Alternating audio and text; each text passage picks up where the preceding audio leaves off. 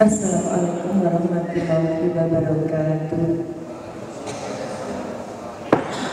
Innal hamdalillah nahmaduhu wa nasta'inuhu wa nastaghfiruhu wa na'udzu billahi min shururi anfusina wa min sayyiati a'malina. Asyhadu an la ilaha illallah wa asyhadu anna Muhammadar Rasulullah. Allahumma shalli ala Muhammad wa ala ali Muhammad. Qala Al-Qur'anul Karim, ya ayyuhalladzina amanu ittaqullaha haqqa tuqatih wa la tamutunna illa wa antum muslimun.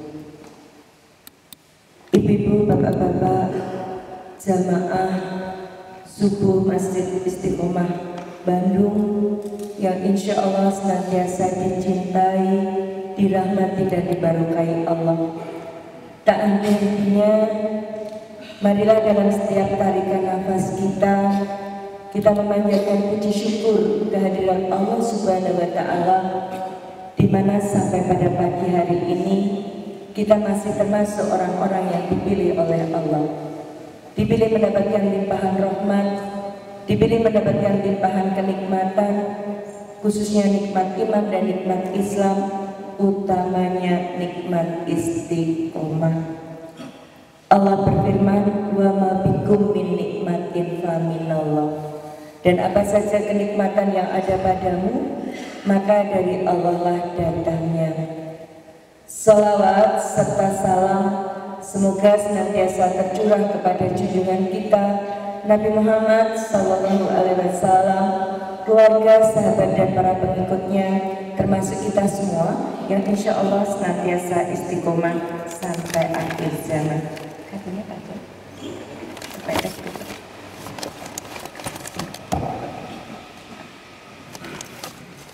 Jamaah rahimakumullah yang insya Allah dirahmati Allah, wabil khusus Ketua Yayasan Istiqomah yang alhamdulillah pada pagi hari ini memberikan kesempatan pada saya untuk berada di tengah-tengah jamaah subuh Masjid Istiqomah ini.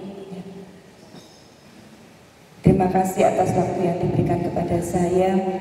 Sebelum saya menyampaikan materi, izinkan saya memperkenalkan diri saya. Nama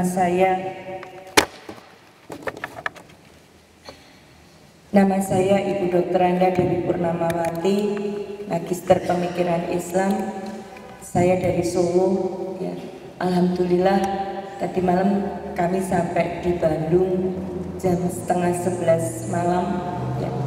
Jadwal utama saya sebetulnya di Pusdai, nanti di kegiatan jamaah duha pukul 9 pagi. Ya. Tapi alhamdulillah saya diberikan kesempatan pagi hari ini untuk hadir di sini. Ya.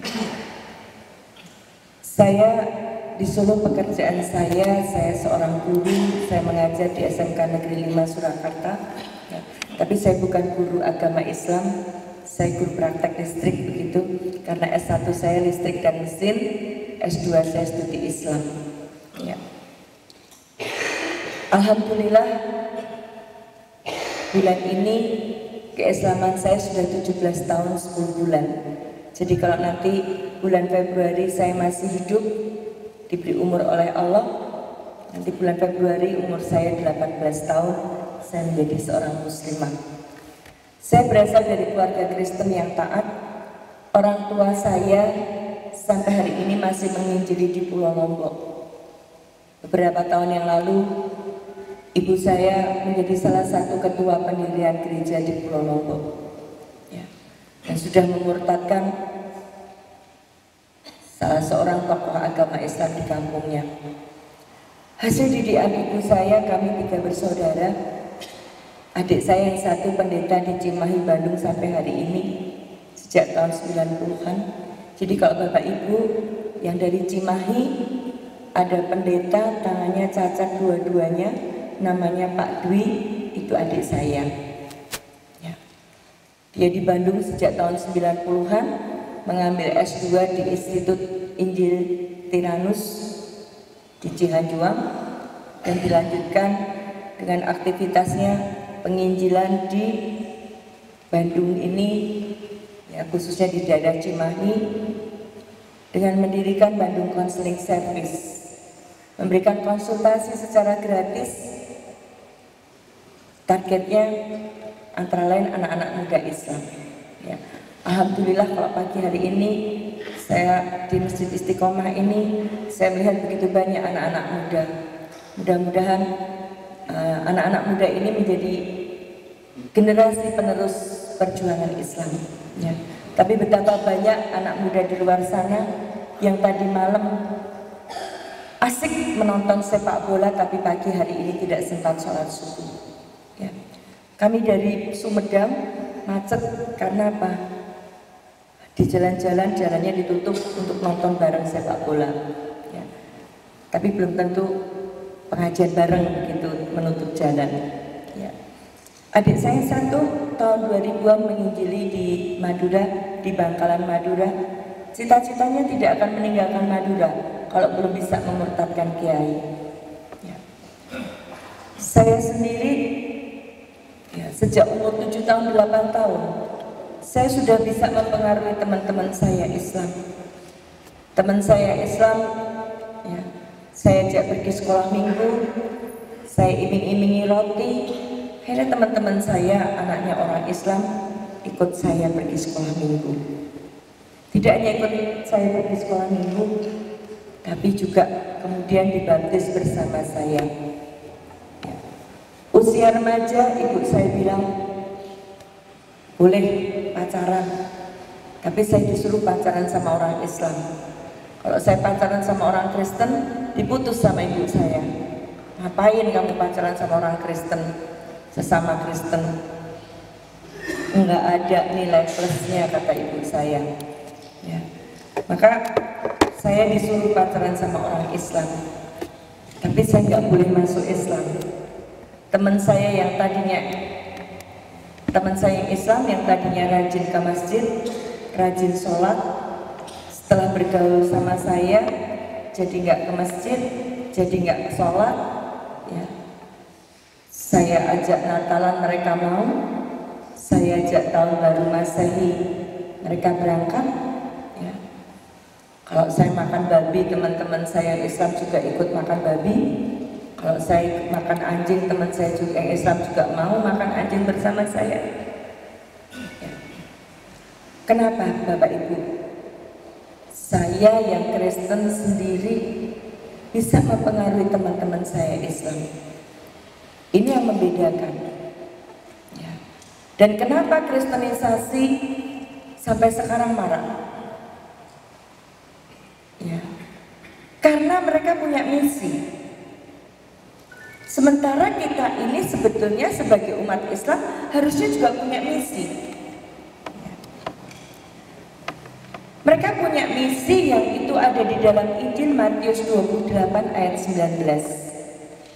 Karena itu pergilah, jadikan semua bangsa muridku dan baptislah dalam nama Bapa, Anak, dan Roh Kudus.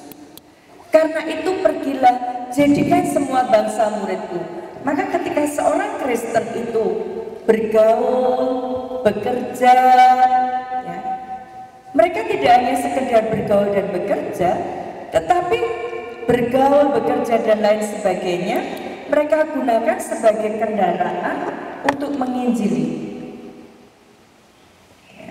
Sementara kita ini mestinya di dalam kehidupan kita, ketika kita melaksanakan sesuatu, ya, itu kita gunakan sebagai sarana dakwah. Kalaupun kita bekerja, ya, kita niatkan cari ridha Allah dalam rangka ibadah sekaligus untuk dakwah. Kalaupun kita kuliah, kita mencari ilmu dunia, sekaligus kita gunakan untuk lahan dakwah. Ya. Terutama pendidikan dan kesehatan ini digunakan oleh orang-orang Kristen. Ya. Mereka menggunakan pendidikan dan kesehatan ini sebagai kendaraan untuk memudahkan kristenisasi dan pemurtadan. Ya. Betapa Betapa banyak orang Islam yang menyekolahkan anaknya di sekolah-sekolah Kristen dengan alasan mutu, dengan alasan di sana lebih disiplin. Ketika seorang Muslim menyekolahkan anaknya di sekolah Kristen, maka dia dengan sadar menyerahkan anaknya untuk dimurtadkan dengan sadar. Karena apa? Di sekolah Kristen maupun Katolik, di sekolah Kristen maupun Katolik, anak-anak Islam nggak mungkin dapat pelajaran agama Islam. Mereka harus mengikuti mata pelajaran agama Kristen atau Katolik. Walaupun pemerintah kita beberapa tahun yang lalu mengeluarkan Sikdiknas, tapi karena kita umat Islam tidak mengawal itu, sehingga kalau seorang guru agama Islam datang ke sekolahan Kristen walaupun itu membawa SK, dia ditolak, dikatakan di sini tidak ada yang beragama Islam.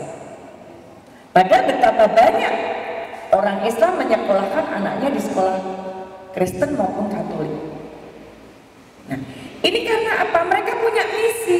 Sementara kita ini belum sepenuhnya sebagai umat Islam menjadikan segala kegiatan aktivitas kita untuk misi dakwah.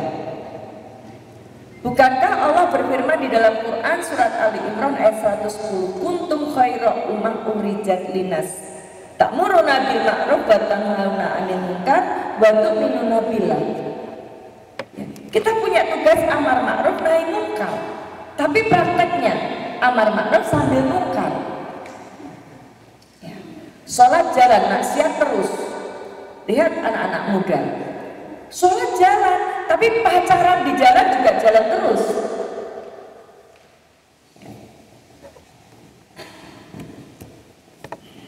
Sementara mereka yang Kristen punya misi, pergilah, jadikan semua bangsa muridku. Untuk menjadikan semua bangsa muridku, segala macam cara mereka lakukan untuk kristenisasi. Lewat beras, supermi, beasiswa, pernikahan, nikah beda agama, ya, pengobatan. Sudah berapa kali Stephen Tong mengadakan kebaktian penyembuhan ilahi di Bandung ini? Tahun 2014 sukses. Tahun ini penyembuhan ilahi adalah salah satu trik kristenisasi yang terselubung yang dilakukan oleh orang Kristen. Karena apa? Mereka punya misi, pergilah jadikan semua bangsa muridku. Untuk menjadikan semua bangsa muridku, segala lini, segala cara digunakan. Di kalangan anak muda, marak pacaran beda agama, nikah beda agama. Bukan yang Kristen masuk Islam, tapi kebanyakan yang kalah yang Islam masuk Kristen, baik itu Kristen Protestan maupun Kristen Katolik. Nah, ini karena apa? Karena lemahnya kita, ya, misi kita tidak kita jalankan. Padahal mereka punya target. Apa target mereka?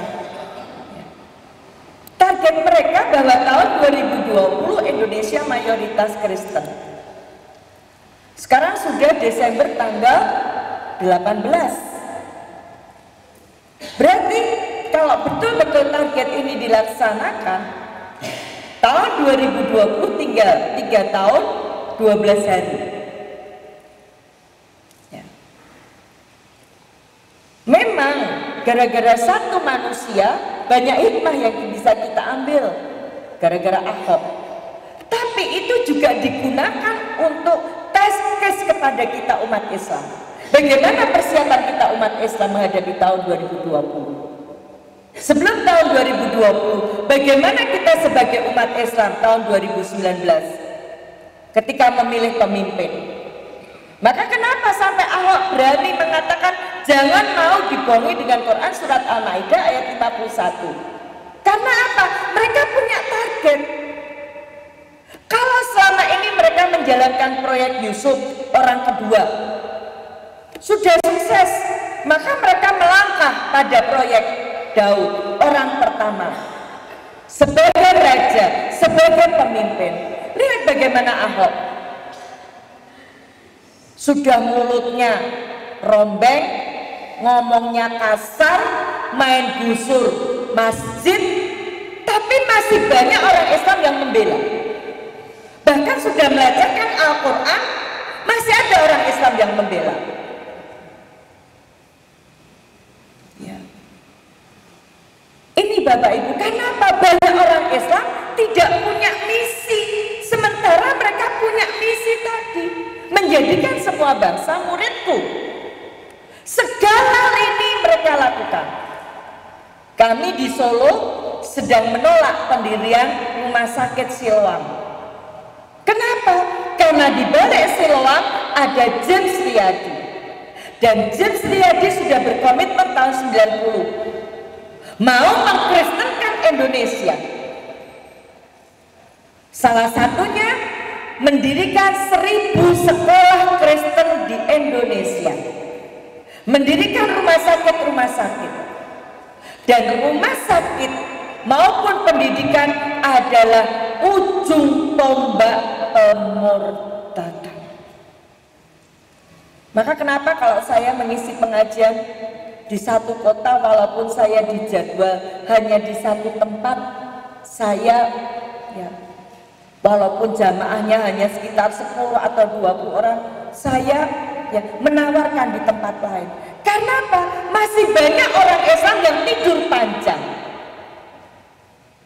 Masih banyak orang Islam yang hidup dengan dirinya sendiri, berbohong kepada Allah. Doa iftitahnya qul inna sholati wa nusuki wa mahyaya wa mamati lillahi rabbil alamin. Tapi kenyataannya ya, hadisnya mengatakan bahwa mereka takut kepada kita kalau jamaah sholat subuh sama dengan jamaah sholat Jumat. Kenapa? Khususnya yang laki-laki. Karena kalau jamaah sholat subuh laki-lakinya sama dengan jamaah sholat Jumat, berarti apa? Berarti umat Islam dalam keadaan siap menghadapi tantangan. Tapi lihat kita dilenakan dengan apa? Saudara kita di Aleppo, mereka mempertahankan keimanan kita. Mereka dibom. Kita di Indonesia nggak perlu pakai bom. Seperti di Suriah. Bom kita cukup sepak bola.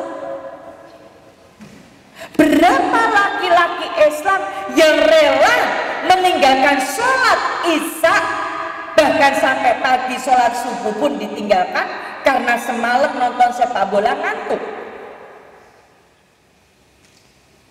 Ini tantangan kita Ibu Bapak.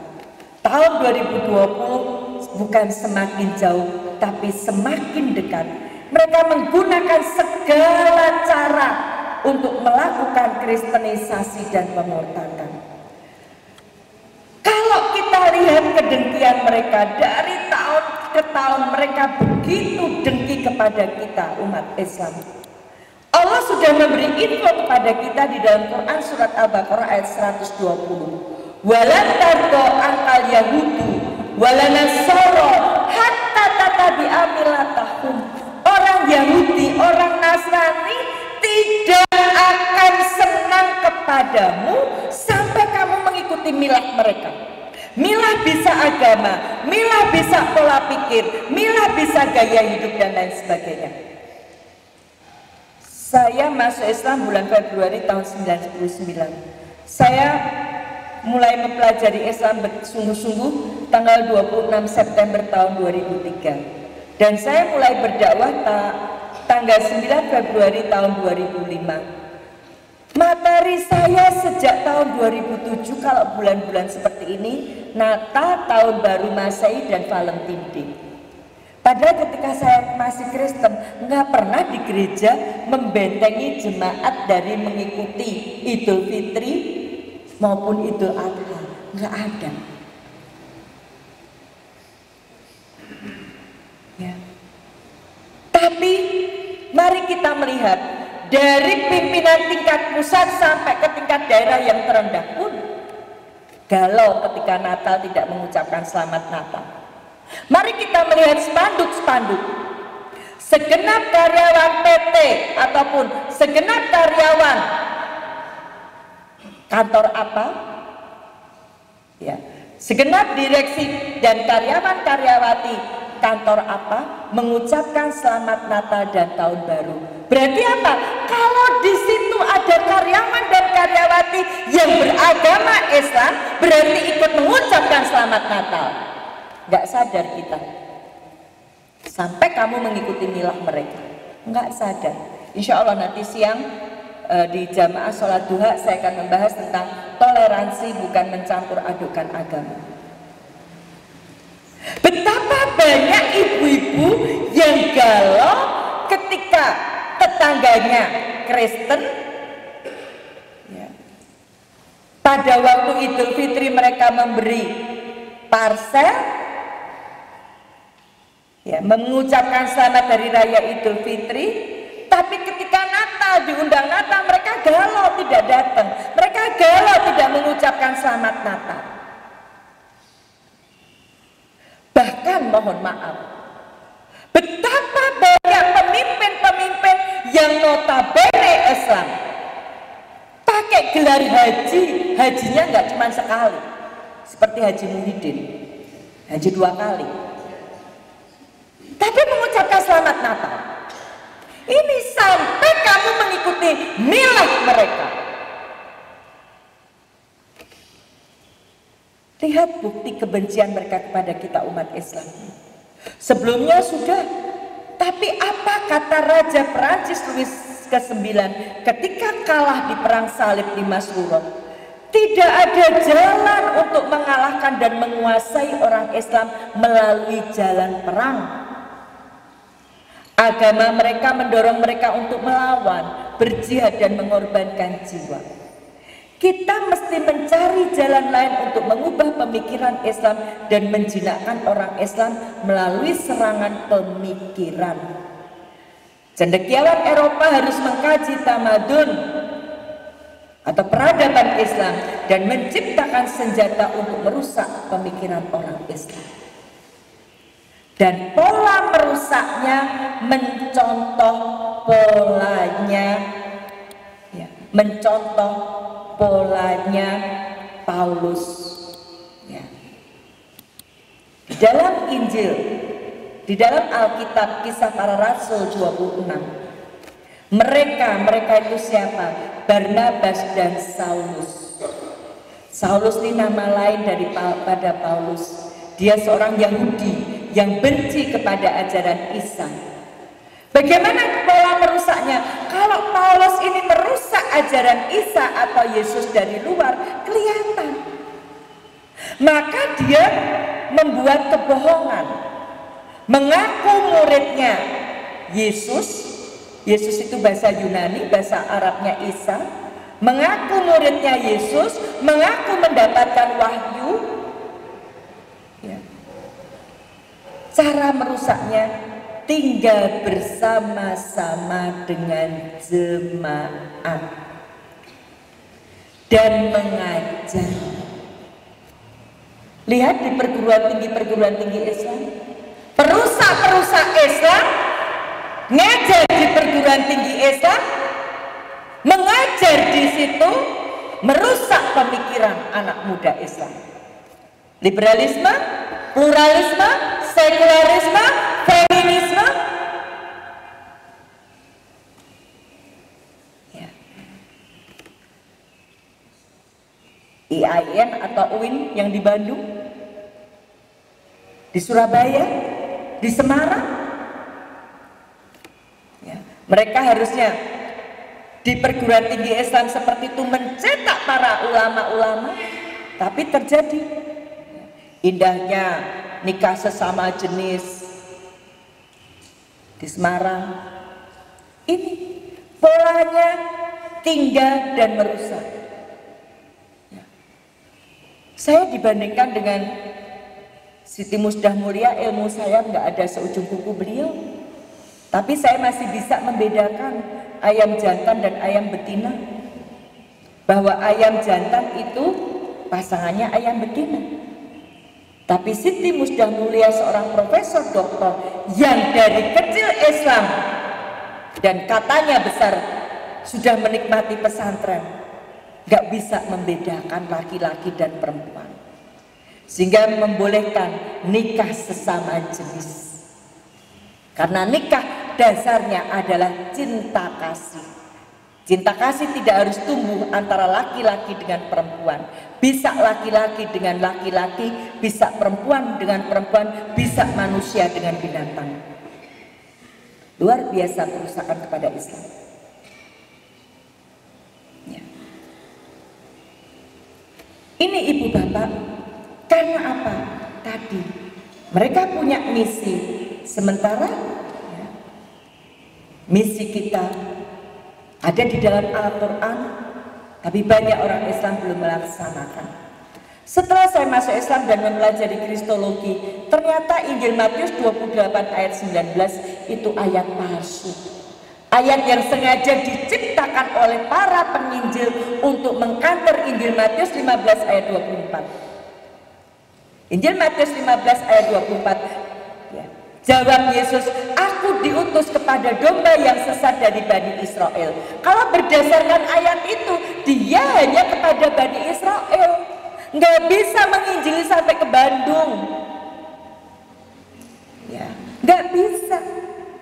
Maka abad keempat ayat tadi, ya, ayat karena itu pergilah jadikan semua bangsa murid, itu tidak ada sebelum abad keempat, baru ditambahkan oleh para penginjil.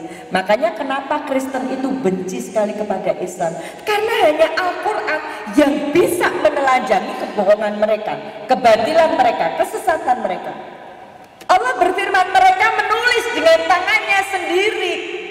Terbukti tidak ada sebelum di Alkitab sebelum abad keempat, ditambahin. Merusak kita lewat pemikiran. Apa kata Perdana Menteri Inggris di tahun 1809, William Ewart? Percuma kita memerangi umat Islam dan tidak akan mampu menguasai selama di dalam dada pemuda-pemuda Islam bertengger Al-Quran. Tugas kita sekarang adalah mencabut Al-Quran dari hati mereka. Baru kita akan menang dan menguasai mereka. Minuman keras, musik lebih menghancurkan umat Muhammad daripada 1000 meriam. Oleh karena itu tanamkan ke dalam hati mereka rasa cinta terhadap materi dan seks. Sekarang ini anak muda kalau nggak punya pacar galau, nggak bisa ngaji nggak galau, tapi nggak punya pacar galau. Lihat dengan musik, lihat dengan olahraga. Ketika ada konser musik, ketika ada Piala Dunia, berapa anak muda Islam yang dengan sadar meninggalkan sholat? Berapa juta anak muda Islam meninggalkan sholat ketika itu? Padahal beberapa tahun yang lalu di Semarang itu di salah satu gereja sudah ada spanduk Kopassus, bukan komando pasukan khusus, tapi komando pasukan Kristus. Mereka sudah berlatih, mereka menyiapkan dirinya. Dan saya melihat dengan mata kepala saya sendiri, mereka yang latih betul-betul Kopassus. Suami saya ketika mengikuti acara 212 di Jakarta, dia berangkat dari Solo Selasa, dan jam 2 dini hari ketika makan di Kendal ketemu dengan anak-anak muda pakai kalung salib besar, rambutnya cepak, badannya keker-keker, 4 bis. Mereka siap. Bagaimana dengan kita umat Islam? Mereka katakan selengkap senjata rohani.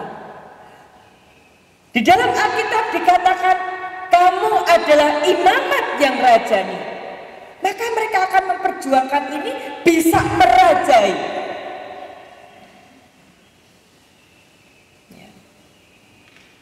Tadi kita dilenakan, anak muda kita dilenakan dengan seks bebas, musik, minuman keras, perusakan moral sudah luar biasa.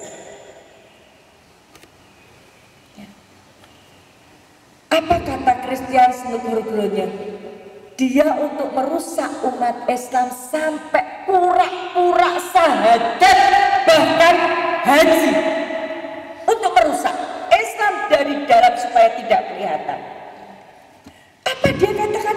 Bila tidak dapat menjadikan umat Islam meninggalkan Islam, maka yang penting bagaimana umat Islam tidak menerapkan syariat Islam. Ya.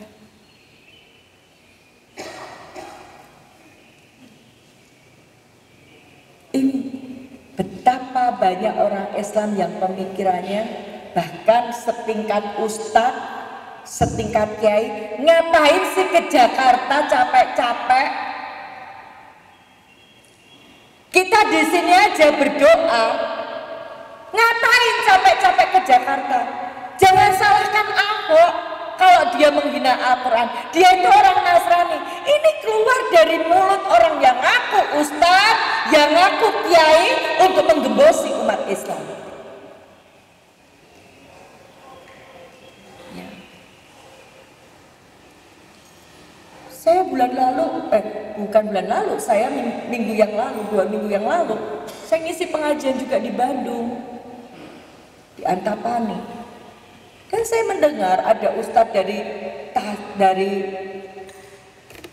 dari Ciamis mengatakan, ngapain? Ya, seperti itu. Sementara yang lain berjuang dengan semangat untuk membela Islam, ada yang gembosin juga. Apa kata Schwemmer, seorang Yahudi yang mengepalai misionari Kristen? Misi utama kita sebagai seorang Kristen bukan menghancurkan muslimin, bukan hanya menghancurkan muslimin, namun memisahkan mereka dari Islam agar jadi muslim yang tidak berakhlak. Memisahkan mereka dari Islam agar jadi muslim yang tidak berakhlak. Saya tidak akan pernah masuk Islam kalau saya tidak ketemu buku ini. Buku ini yang salah satu sebab saya memutuskan diri masuk Islam. Judulnya apa? Akhlak Islam. Indonesia tidak butuh pendidikan berkarakter. Kalau akhlak Islam ini diterapkan, mulai tingkat pemimpin yang teratas sampai yang di bawah, keluarga-keluarga Islam menerapkan akhlak Islam ini, gak perlu pendidikan berkarakter. Tapi ini yang dijauhkan dari umat Islam. Akhlak Islam ini. Akhlak yang pertama, tunduk patuh taat kepada Allah, merasa diawasi Allah, bergantung kepada Allah. Berapa pejabat Islam yang disumpah di bawah Al-Quran, tapi mereka juga korupsi. Artinya apa? Tidak lagi merasa diawasi Allah. Akhlak terhadap kitabullah, menjadikan Al-Quran sebagai petunjuk. Betapa banyak mahasiswa-mahasiswa Islam filsafat jadi petunjuk hidupnya, bukan Al-Quran. Teori-teori manusia, teorinya Mario Teguh jadi rujukan. Akhlak terhadap Rasulnya, menjadikan Rasulullah sebagai uswatun hasanah kita. Berapa banyak orang Islam bersolawat, mohon syafaatnya Rasulullah, tapi nggak mau ittiba Rasul.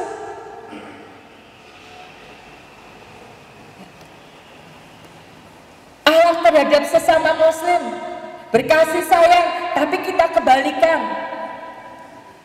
Sesama Muslim beda jilbab, beda pakaian, kita sudah tidak saling tegur. Kalau ada yang perempuan bajunya hitam, jilbabnya gede, suaminya celananya cingkrang, jidatnya hitam, jenggotnya panjang, mulai jangan deket-deket itu, jangan-jangan itu teroris. Tapi nggak peduli. Ya. Saya ketika ngisi pengajian di Antapani kemarin, ada salah seorang ibu, saya lupa tinggal di perumahan Rancamaya atau gimana. Ketika beliau pindah di sana, karena di sana sudah mayoritas Kristen, ditanya sama orang Kristen, ibu kan bukan Islam yang jahat kan? Islam yang jahat. Maksudnya Islam yang jahat kelompok teroris. Ya. Ahlak terhadap sesama Muslim berkasih sayang, sesama Muslim. Ahlak terhadap kafir, hubungan muamalah silahkan, tapi tegas terhadap kafir. Tapi prakteknya, Quran surat Al-Fat ayat 29, Muhammad itu utusan Allah, orang yang bersama dia tegas terhadap kafir, berkasih sayang sesama mukmin, dibalik tegas kepada sesama Muslim, berkasih sayang dengan orang kafir. Lihat berapa ribu anak muda Islam ikut tahun baru Masehi, Valentine Day, Natalan dan doa bersama. Ini tadi, apa hasil akhir yang dia dikehendaki? Mempersiapkan generasi baru yang sesuai dengan kehendak penjajah. Apa kehendak penjajah? Sudah tidak memperhatikan Al-Quran, semakin jauh dari Al-Quran. Ya. Ini ibu bapak, ya. Allah sudah memberi info begitu banyak kepada kita, tapi masih begitu banyak orang Islam yang tidak mau memperhatikan. Upaya mereka agar dapat menguasai umat Islam adalah menjauhkan umat Islam dari sumber ilmunya, yaitu Al-Quran. Jamaah rahimakumullah yang insya Allah dirahmati Allah. Kenapa saya masuk Islam? Saya yang tadinya seorang aktivis gereja, bahkan saya tahun 85 saya menikah sama ketua pengajian yang saya murtadkan. Tahun 85 saya nikah sama ketua pengajian yang aktivis mahasiswa Islam dan saya murtadkan. Kenapa? Banyak aktivis mahasiswa Islam yang aktif berorganisasi tapi tidak aktif mengkaji. Sudah azan berkumandang masih asik rapat, bukannya segera berangkat ke masjid.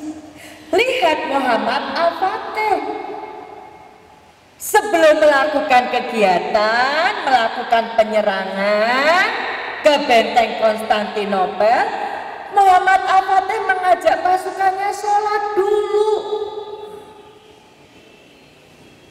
Tapi kita sibuk dengan kegiatan, sholatnya nanti dulu. Maka kalau kita sampai kalah-kalah ya karena ulah kita sendiri. Kenapa saya yang tadinya Kristen, aktivis gereja, kenapa saya masuk Islam? Karena saya pengen masuk surga. Karena saya pengen masuk surga, Alkitab saya itu saya pelajari betul. Di Kristen itu ada kaderisasi yang tidak terputus. Sekarang bukan mulai umur 7 tahun, tapi mulai umur 3 tahun. Mulai umur 3 tahun anak-anak sudah pergi sekolah minggu. Sampai umur 12 tahun. 12 tahun sampai 17 tahun mereka kebaktian remaja. 17 tahun sampai menjelang menikah mereka kebaktian pemuda. Menikah, awal menikah mereka kebaktian keluarga muda. Setelah itu mereka kebaktian orang tua. Ini terus ada pengkaderan yang tidak terputus. Tapi kita, mari kita introspeksi. Kapan kita bilang aku anak soleh, rajin sholat, rajin ngaji, orang tua dihormati, cinta Islam sampai mati, Islam, Islam, yes, kafir, kafir, no. Kapan? TPA, TK, kecuali yang sekolah di sekolah Islam. TPA itu kan baru mempelajari cara membaca Al-Quran, alif, ba, ta, sa, jim, ha, ho, tapi mentadaburi, memahami Al-Quran. Kapan remaja kita? Di saat harusnya dapat suplemen agama, yang didapat adalah video porno. Ada pengkaderan yang terputus, lost generation. Saya karena pengen masuk Islam, saya mempelajari Alkitab saya betul. Setiap liburan seperti ini saya dikirim orang tua saya mendalami Alkitab di Institut Injil Indonesia di Batu Malang sana. Apa hasilnya? Bukan semakin mantap jadi Kristen, tapi saya jadi semakin galau. Kenapa? Ternyata Kristen bukan dari Tuhan. Kalau bukan dari Tuhan, tidak mungkin masuk surga. Kenapa? Karena di dalam Bible tidak sekalipun Allah maupun Yesus nyebut Kristen, gak pernah. Allah maupun Yesus nyebut Kristen, gak pernah. Apalagi memerintahkan, apalagi mengajarkannya, gak pernah sama sekali. Ya. Jadi kalau ada dari Mu'alaf Center Bandung atau Arimatea Bandung atau aktivis masjid mau debat sama orang Kristen, ya, ajak mereka dialog, materinya tentang perintah agama. Pengalaman saya sama suami, ya, saya tanggal 8 Januari tahun 2008 dialog sama 20 pastor dari Amerika dan dari Karya Jakarta. Ngajaknya dari pagi sampai pagi, cukup 45 menit selesai. Ketika kami tanya, tunjukkan perintah beragama Kristen di Alkitab. Apa jawabnya? Maaf, kami capek dan ngantuk mau tidur. Karena nggak ada. Saya beberapa tahun yang lalu ditantang dialog sama pendeta di Solo. Ya, dia katakan Al-Quran kita salah karena mengambil dari Alkitab mereka nggak penuh. Saya bilang nggak usah lewat telepon, karena pada waktu itu lewat telepon. Saya bilang mari kita dialog, uji agamanya siapa yang benar. Silahkan kamu datang dengan seluruh pendeta dan jemaatmu nasional, umumkan hari, tempat, jam, tanggal di mana. Kalau boleh saya akan datang dengan tim, kalau tidak boleh saya akan datang sendiri. Tapi kita bikin MOU dulu sebelumnya.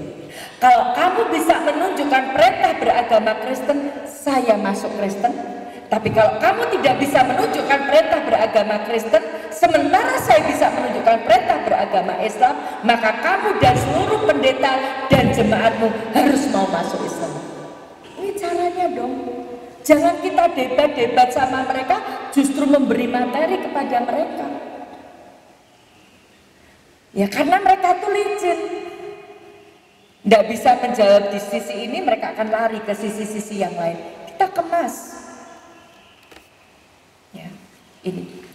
Jadi di dalam Bible, di dalam Alkitab, Allah maupun Yesus nggak pernah nyebut Kristen, apalagi memerintahkan. Baik Kristen Protestan maupun Kristen Katolik.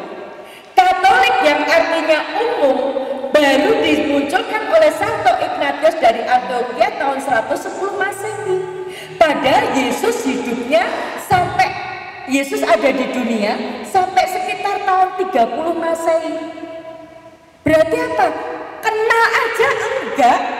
Karena setelah tahun 30 Masehi dia sudah tidak ada di dunia ini. Katoliknya dimunculkan tahun 110 Masehi. Lagi-lagi Al-Quran yang membongkar kebohongan mereka. Mereka lebih taat kepada para rahib-rahibnya. Allah nggak nyuruh Kristen, Allah nggak nyuruh Katolik, mereka Kristen atau Katolik. Ya. Yang di Kristen ini tadi di Antioquia murid-murid itu untuk pertama kali disebut Kristen. Peristiwa ini muncul setelah Yesus nggak ada. Ya. Saya jadi galau. Apakah saya bisa masuk surga? Ya.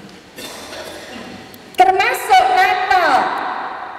Kalau Kristen ada 6 kata Kristen di dalam Alkitab, tapi bukan Allah maupun Yesus yang menyebut, manusia yang menyebut.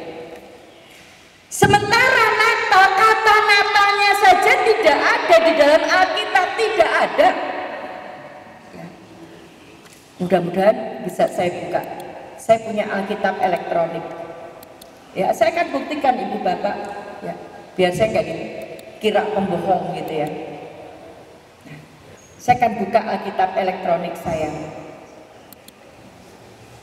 Ya. Ini ada kitab perjanjian lama, ini ada kitab perjanjian baru. Yang bisa melihat ke tembok, ikuti kursor saya. Saya akan mengetik kata Natal di sini. Natal. Dicari seluruh Alkitab. Cari semuanya. Mari kita melihat apa yang keluar. Yang bisa membaca, tolong dibaca yang keras. Kata tidak ditemukan. Kata Natalnya aja nggak ada di dalam Alkitab. Maka Allah memperingatkan kepada kita di dalam Quran surat Al-Isra ayat 36. Jangan kamu melakukan sesuatu yang tidak ada pengetahuannya. Kata Natalnya aja nggak ada.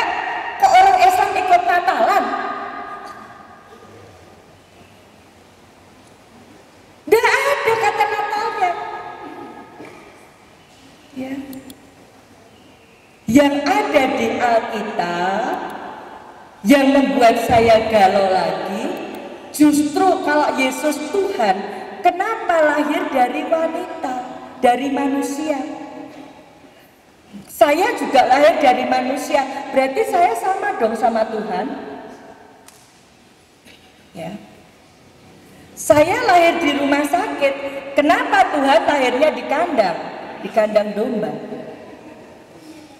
Sekarang mereka nggak mau kalah sama orang Islam. Kalau kita umroh, mereka bilang kami juga seperti umat Islam, kami juga umroh katanya. Tapi ke Bethlehem, saya bilang ke Bethlehem apa? Lihat kandang domba, bayarnya berapa? 40 juta. Bodoh banget. Lihat kandang domba aja sampai ke Bethlehem bayar 40 juta. Nggak ada. Yang ada di Injil Lukas 2 ayat 6-20 isinya ini. Termasuk Trinitas tidak ada di dalam Bible. Mengkuduskan hari Sabat. Di dalam kitab Keluaran 20 ayat 8, ingatlah dan kuduskanlah hari Sabat. Sabat itu dalam bahasa apapun Sabtu. Tapi kenapa saya ke gereja Minggu? Ternyata perubahan dari Sabtu menjadi Minggu adalah perintah Kaisar Konstantin. Ini antara lain yang membuat saya galau. Saya mencari kebenaran mulai umur 13 tahun. Dan saya menemukan kebenaran umur 37 tahun. Saya bingung dengan Kristen, saya belajar Katolik karena agama saya sebelum masuk Islam Kristen Protestan, saya sekolah di Katolik. Di Katolik, di Kristen Protestan saya bingung, saya belajar Hindu. Semakin bingung. Kenapa saya tidak masuk Islam ketika itu? Nggak tertarik. Karena dari kecil doktrinnya dikatakan Islam agamanya orang bodoh. Dikatakan Islam agamanya orang malas. Dikatakan Islam agamanya orang miskin. Setelah saya masuk Islam, saya menemukan jawabnya. Bodohnya bukan karena kita nggak sekolah, tapi kita punya zalika kitabular roiba fi hudalil muttaqin. Kitab Al-Quran tidak ada keraguan, petunjuk bagi orang bertakwa itu Al-Quran. Tapi masih banyak orang Islam ragu dengan Al-Quran. Disebabkan karena apa? Malas mengkaji Al-Quran. Akhirnya apa? Jadi miskin pengetahuan agama. Saya mencari kebenaran sampai akhirnya tanggal 11 Desember tahun 98 saya ketemu buku ini. Apa yang saya cari selama dari umur 13 tahun saya temukan di dalam Islam. Apa ibu bapak? Ya, apa yang saya temukan di dalam Islam? Bahwa Islam itu memang pasti benar. Kenapa? Karena referensinya dari Allah. Pasti benar. Kenapa? Karena nama Islam dari Allah. Pasti benar. Karena apa? Ada jaminan surga. Ya. Banyak perintah memeluk agama Islam di dalam Al-Quran. Tapi banyak orang Islam juga alergi dengan ayat-ayat ini. Ya. Quran surat Ali Imran ayat 85. Wa may yabtaghi ghairal islami dina fala yuqbala minhu wa huwa fil akhirati minal khasirin. Barang siapa mencari agama selain Islam, sekali-kali tidak diterima darinya, dan di akhirat dia termasuk orang rugi. Selain Islam, di negara kita ada 6 agama: Hindu, Buddha, Konghucu, Kristen, Katolik, Islam. Yang 5 ini selain Islam. Hindu bukan Islam, Buddha bukan Islam, Konghucu bukan Islam, Kristen bukan Islam, Katolik bukan Islam. Info Allah, selain Islam ditolak Allah. Pluralisme agama mengatakan semua agama sama, semua agama baik, semua agama masuk surga, dan ini racun.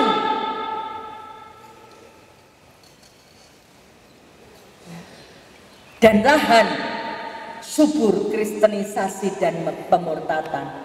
Pindah agama semudah ganti baju. Padahal Allah sudah berfirman, selain Islam ditolak Allah. Berarti yang diterima Allah hanya Islam. Berarti jaminan masuk surga itu hanya Islam. Kenapa selain Islam ditolak Allah? Inna dina indallahil Islam. Agama milik Allah, indallah, milik Allah. Inna dina indallahil Islam. Agama milik Allah itu Islam. Ada kata Islam disebut, sementara Kristen tadi bukan Allah, bukan Yesus yang menyebut, tapi manusia. Kalau ada orang mengatakan semua agama sama, berarti Kristen sama dengan Islam. Padahal Kristen bukan dari Allah. Hindu sama dengan Islam. Padahal Hindu itu berasal dari Hindustan. Buddha sama dengan Islam. Buddha itu hasil pemikiran Buddha Gautama, pemikiran manusia. Berarti pemikiran manusia disamakan dengan Allah. Bodoh banget kalau orang Islam itu sampai kena racun pluralisme agama, khususnya anak-anak muda. Ini gara-gara belajar filsafat tapi Al-Qur'annya lepas. Ya. Agama yang diridhoi Allah, walau ditulakumul Islam Madinah, dan telah kuridhoi Islam jadi agamamu, kurang apa lagi? Ini kenapa saya memilih Islam, karena ada kepastian. Pengen masuk surga, syaratnya Islam. Maka saya memutuskan bulan Februari tahun 99 saya masuk Islam. Dan ujian saya luar biasa. Tahun 2001 saya diuji Allah sakit parah. Dokter bilang umur saya tidak tinggal 2 tahun. Tahun 2002 saya sudah berniat haji, sudah menyiapkan biaya untuk itu. Usaha saya bangkrut, ditipu orang Islam. Ngakunya kiai, nipu saya. Makanya hati-hati kalau cari kiai. Kalau kiai itu lebih mengajarkan amalan dari beliau, lebih mengkultuskan dirinya daripada Allah, kita perlu waspada. Ya. Tahun 2003 sakit, usaha bangkrut, suami saya meninggal. Seluruh harta pemberian orang tua saya sejak saya lahir selain air susu ibu ditotal dan harus saya kembalikan kalau saya nekat Islam. Ya, saya masih ingat seminggu setelah suami saya meninggal, orang tua saya datang. Ibu saya tanya, kamu nekat Islam apa balik Kristen? Karena saya sudah menemukan kepastian masuk surga itu hanya dengan Islam. Maka saya katakan nekat Islam. Apa kata ibu saya? Oke, kalau kamu nekat Islam, kembalikan seluruh pemberian kamu. Sejak kamu lahir, saya lahir tanggal 13 Oktober tahun 62, sampai Agustus 2003 di total dan harus saya kembalikan. Allah menguji saya. Menguji saya mengatakan asyhadu alla ilaha illallah. Saya bersaksi tiada Tuhan selain Allah. Saya berani bilang la ilaha illallah, tiada ilah selain Allah. Saya berani bilang qul inna sholati wa nusuki wa mahyaya wa mamati lillahi rabbil alamin. Sesungguhnya sholatku, ibadahku, hidupku, matiku hanya untuk Allah. Benarkah Allah yang nomor satu? Allah menguji saya. Harta atau agama? Karena saya pengen masuk surga. Saya katakan saya nekat Islam. Ibu saya bilang oke, kembalikan. Saya kasih kamu waktu 1 minggu. Nah, pada posisi saya tahun 2003 itu posisi nggak enak. Di Kristen saya dianggap pengkhianat, maka saya dikucilkan. Di Islam saya belum dipercaya, orang masih ragu benar nggak saya ini Islam. Posisi saya nggak enak. Ya. Saya harus mengembalikan sekian puluh juta pada uang saya tinggal 10.000. Ya, kalau tukul itu kembali ke laptop, maka kita umat Islam kembali ke Al-Quran.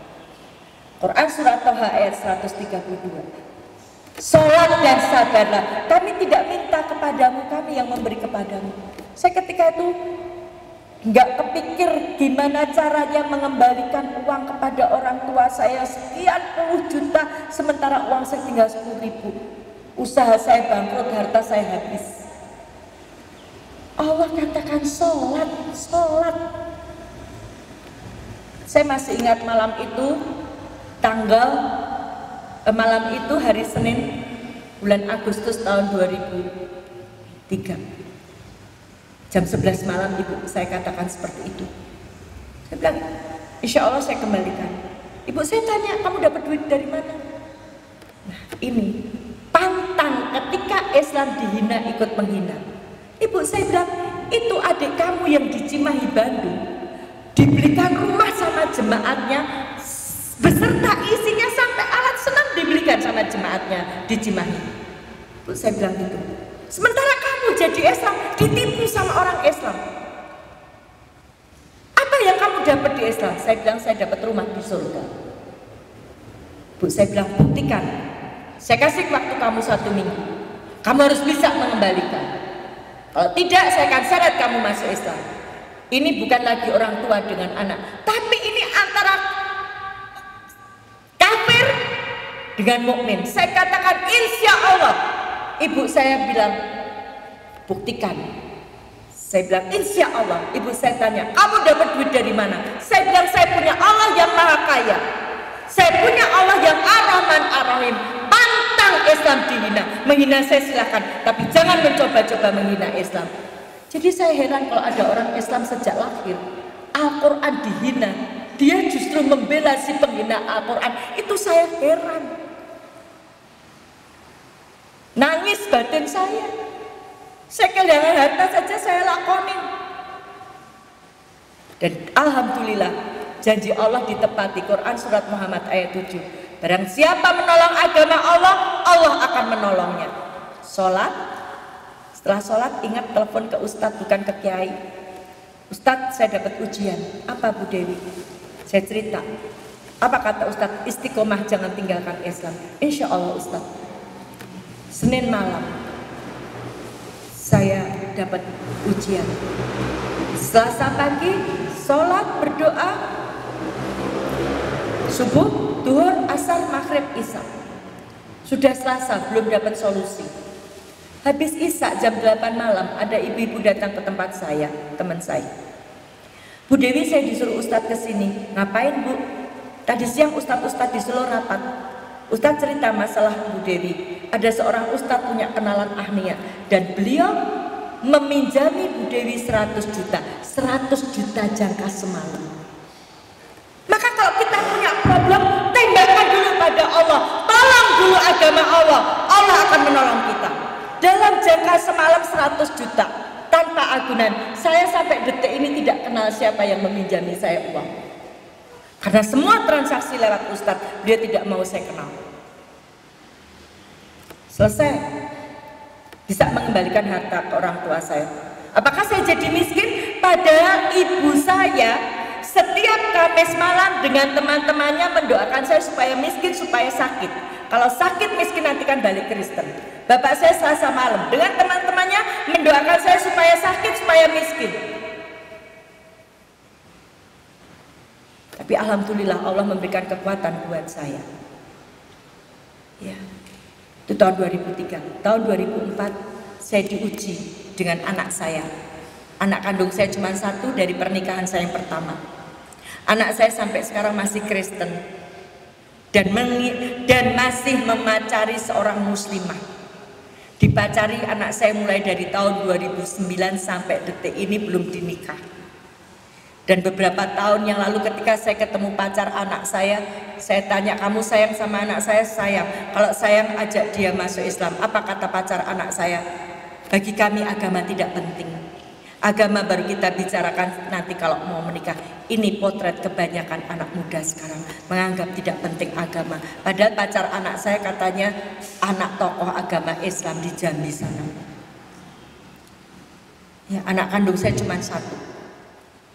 Ya. Kenapa anak saya belum dapat hidayah? Karena saya mendidik dia Kristen dengan taat sejak kecil, sejak dari dalam kandungan. Tahun 2004 malam 27 Ramadan anak saya tanya, Mama, nekat Islam apa balik Kristen? Dia tahu harta saya sudah habis. Dia tahu orang tua saya meminta semua harta saya. Dia tanya, Mama, nekat Islam apa balik Kristen? Harta Mama sudah habis. Saya katakan nekat Islam. Dia tanya, apa hebatnya Islam? Saya katakan, nak, hanya dengan Islam kita bisa masuk surga. Lalu apa kata dia? Kalau nekat Islam sekarang pilih anak atau pilih agama? Anak kandung saya cuma satu. Saya katakan pilih agama. Apa kata anak saya? Kalau pilih agama mulai malam hari ini, kamu bukan ibu saya dan saya bukan anakmu. Jadi 27 Ramadan kemarin genap 12 tahun. Jangankan melihat wajah anak saya, mendengar suara anak saya sudah 12 tahun saya tidak mendengar. Ya. Dan diikuti oleh seluruh keluarga besar saya. Oleh nenek saya tidak lagi diakui cucu. Oleh ibu bapak saya tidak lagi diakui anak. Oleh adik-adik saya tidak lagi diakui kakak. Oleh om tante saya, Pak De Bude saya tidak lagi diakui ponakan. Oleh anak saya tidak lagi diakui ibu. Harta sudah, keluarga sudah, tinggal satu nyawa. Kalau saya harus mati untuk Islam hari ini, insya Allah saya siap. Tahun 2006 ketika saya mencoba mendakwai keluarga saya, apa kata bapak saya? Dia katakan tidak akan mencelakakan saya dengan tangannya, akan pinjam tangan orang lain untuk mencelakakan saya. Diancam mau dibunuh sudah berkali-kali.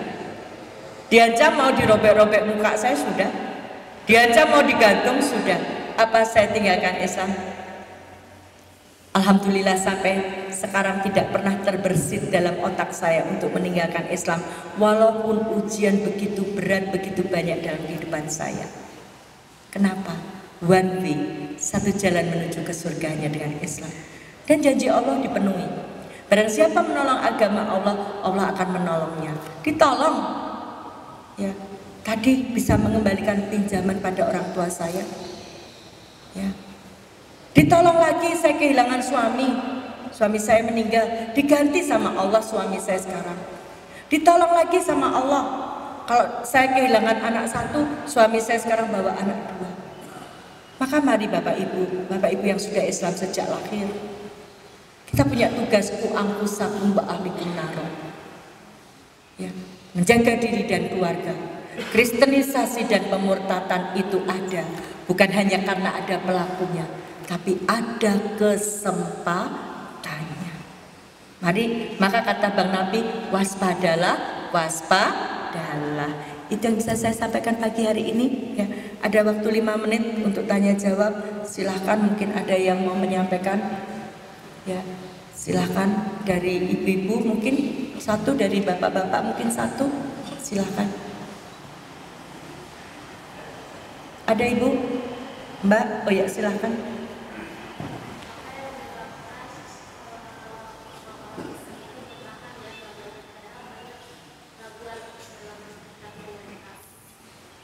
Apa yang menyebabkan?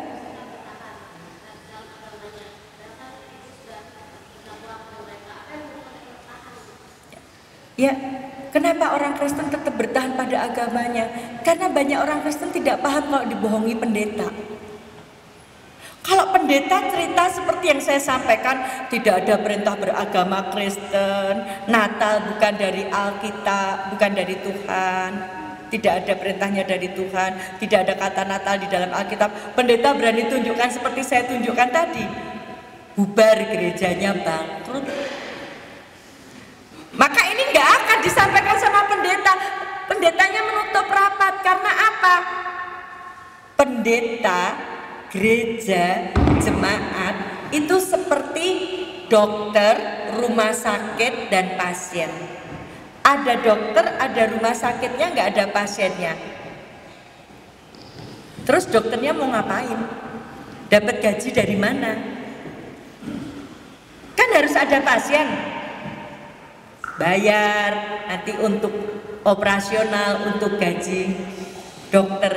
Begitu juga pendeta. Mereka sekolah pendeta supaya jadi pendeta, kemudian punya gereja. Nah, dia hidup dari jemaatnya, yang menggaji itu jemaatnya. Kalau dia tidak punya jemaat, siapa yang mau gaji? Di Solo tuh gaji pendeta beberapa tahun yang lalu 5 juta. Dapat rumah, dapat mobil, uang rekreasi, uang pendidikan. Kalau dia nggak punya jemaat, terus dia mau makan apa? Makan nasi tapi belinya pakai apa? Dia kepengen hidup layak. Maka kebohongan ini ditutup rapat-rapat sama mereka. Untuk apa? Hegemoni gereja, kekuasaan gereja. Maka tugas kita menyampaikan 2 kebenaran. Berdakwah tadi, amar ma'ruf nahi mungkar, bukan amar ma'ruf sambil mungkar. Ya. 1, Islam benar karena dari Allah. Selain Islam juga benar, tapi benar-benar salah. Nah, tinggal berani enggak? Itu. Ya. Jadi mereka banyak dibohongin sama pendetanya. Dikemas sedemikian rupa, percaya Yesus masuk surga. Kenapa Natal mereka rayakan dengan gegap gempita? Karena kalau Yesus gak pernah lahir ke dunia, gak ada yang nebus dosa manusia. Padahal manusia itu lahir sudah membawa dosa warisan dari Nabi Adam. Dan ditebus oleh Yesus. Enak banget ya jadi penjahat, jadi pemerkosa, jadi pembunuh, jadi pelacur aja. Nanti percaya Yesus diampuni dosanya dan masuk surga. Itu maunya kan seperti itu. Oke? Ya. Satu lagi dari bapak-bapak mungkin ada? Ya. Oh ya, silakan. Di daerah saya ada logonya itu memang ya apa sih yang kemudian itu kita isi kepada warga itu ada kegiatan di mana di sini. Banyak penyajian mobil-mobil itu apa dari sana yang memang kena bersama masjid itu ya. Masa ini tidak ada yang agama mereka di sini, padahal kami tidak mengizinkan untuk melakukan hal itu. Sampai-sampai mereka kasih jalan dibagusin jalan di gang teh. Ya sama di juga bayar dilegalkan. Nah, kira-kira gimana sikap kita sebagai Islam Iya, aturan pendirian gereja ada. Ya, penggunanya. Kemudian kesepakatan warga sekitar, ada aturannya. Kalau itu aturan tidak memenuhi, di Bandung kan ada FKUB, ada MUI, ada anti pemurtatan, ada Majelis Mujahidin dan lain sebagainya. Rapatkan barisan dong. rapatkan barisan. Nah, mereka itu dalam menjalankan triknya, nah ini, cerdik seperti ular, tulus seperti merpati. Ada di dalam ayatnya, cerdik seperti ular, tulus seperti merpati. Bagusin jalan kan baik kan? Kayaknya tulus. Ya, ngasih sembako kayaknya baik kan? Bahkan memberi pekerjaan kepada masyarakat yang tadinya tidak punya kerjaan jadi tukang parkirnya. Baik kan? Ya, sampai satpam-satpamnya, sampai orang yang jualan, tulus kan nampaknya. Ya. Tapi ingat, cerdik seperti ular. Mereka tidak bilang, "Yuk kamu ke gereja," enggak. Ya, mereka tidak bilang percaya Yesus masuk surga, enggak. Tapi mereka melemahkan izah Islam kita dengan tadi, ini kan ngasih bantuan, bikin jalan baik, kenapa ditolak? Sedih kan? Akhirnya mereka bisa berdiri. Ingat, di mana ada gereja pasti ada pemurtatan. Dan pemurtatan itu kejahatan yang paling besar. Kenapa? Pembunuhan, orang dibunuh masih Islam, sampai mati la ilaha illallah punya peluang masuk surga. Orang diperkosa kehilangan kehormatannya, masih Islam, masih la ilaha illallah punya peluang masuk surga. Orang dibunuh, orang dirampok, sampai mati masih la ilaha illallah punya peluang masuk surga. Orang dimurtadkan itu kehilangan iman Islamnya. Ketika dia kehilangan iman Islamnya sampai mati kafir. Innalladzina kafaru min alil kitabi wal musyrikina fi nari jahannama khalidina fiha. Ulaika hum syarrul bariyah. Neraka jahanam. Orang dimurtadkan berarti apa? Kehilangan iman Islamnya, kehilangan peluang masuk surga. Ini penjahat. Yang teroris ini adalah pemurtad-pemurtad. Maka mestinya kita memberikan, ya, pengarahan atau memberikan pencerahan atau memberikan informasi pada polisi. Bukan bom panci itu yang teroris. Yang teroris ini pemurtad-pemurtad ini tadi. Kenapa? Tadi dengan memberi bantuan tadi orang digiring masuk neraka. Maka rapatkan barisan. Ya. Minta bantuan. Kalau kemarin Ciamis sudah membuktikan umat Islam bisa bersatu seperti itu. 212 itu semangat untuk bersatu. Ayo. Ya, mereka sengaja menggunakan ruko-ruko. Awalnya terselubung, kemudian nanti akan jadi besar, jadi gereja. Ini, oke? Ya. Saya kira waktu juga yang membatasi pertemuan kita pada pagi hari ini. Mudah-mudahan apa yang saya sampaikan pada pagi hari ini bermanfaat. Kalau ada kekurangan itu karena kebodohan saya. Kalau ada lebihnya dari Allah lah datangnya. Ya. Saya mohon doa para jamaah. Mudah-mudahan saya diberikan kekuatan tetap istiqomah di dalam keislaman saya. Keluarga besar saya diberikan hidayah oleh Allah, khususnya anak saya. Ya. Dan saya juga berdoa mudah-mudahan ibu bapak, anak-anaknya yang beriman jadi anak-anak soleh-solehah. Keluarganya jadi keluarga yang sakinah mawaddah warahmah. Ya. Urusan dunia akhirat kita dimudahkan oleh Allah. Dan kita tetap iman Islam sampai nanti kita kembali kepada Allah. Kembali dalam keadaan husnul khotimah dan ditempatkan di surganya Allah. Ya, kisah perjalanan saya masuk Islam, enggak nanti bisa dibagikan. Ya. Mari kita tutup dengan membaca doa kafaratul majlis dan hamdalah.